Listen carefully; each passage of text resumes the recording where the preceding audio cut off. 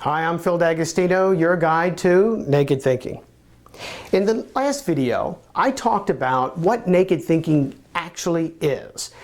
But what we want to do now is to focus on when you have naked thinking, what do I mean when I say that you apply cognitive behavioral principles? What are cognitive behavioral principles and how do you apply them? What do you do with them? And why do you care? And how can they help you? Well, you've all heard about cognitive behavioral therapy or rational emotive therapy, and there are a whole lot of different kinds of similar sounding things referring to therapy. But they come down to a few basic principles. The first principle about cognitive behavioral anything is that your cognition, which means the way you think, and your behavior, that obviously is what you wind up doing, are very, very closely related to each other. Now there are people that don't really give a lot of thought to some of the things that they do. And that's me too. I mean, everybody does that sometimes. That's not what I mean. I don't mean that, you're out there doing stuff without even giving it any thought. I don't mean that. But I mean, we do a lot of things during the course of a day or whatever, where we say something to someone or something, and we don't give it a lot of real conscious thought. We just do it. I'll give you an example. Let's say you're driving down the street. Have you ever had this happen? You're driving down the street and all of a sudden you go, how did I get here? The last 10 minutes of your driving is completely oblivious to you. You have no recollection of it. Does that mean you weren't thinking? Well, you were thinking, of course you were, but you were on kind of autopilot. Now, when we say cognitive behavioral, you see, you were acting in a manner that was consistent with the way that your unconscious mind has you trained to behave. But as far as making decisions go, you really want to be in the driver's seat, so to speak. You want to have your eyes open, your mind open, and you want to be thinking critically. You want to be asking, do I want to do this and why? Do I want to do that and why? Why not? You want to ask yourself all those critical questions.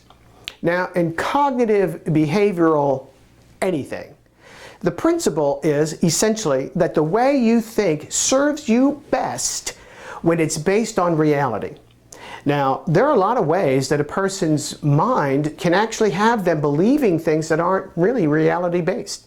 The word rational has to do with reality-based thinking, or a person's really connecting to what is rather than what they believe it might be, could be, should be, ought to be, or afraid that it could be or might be or whatever.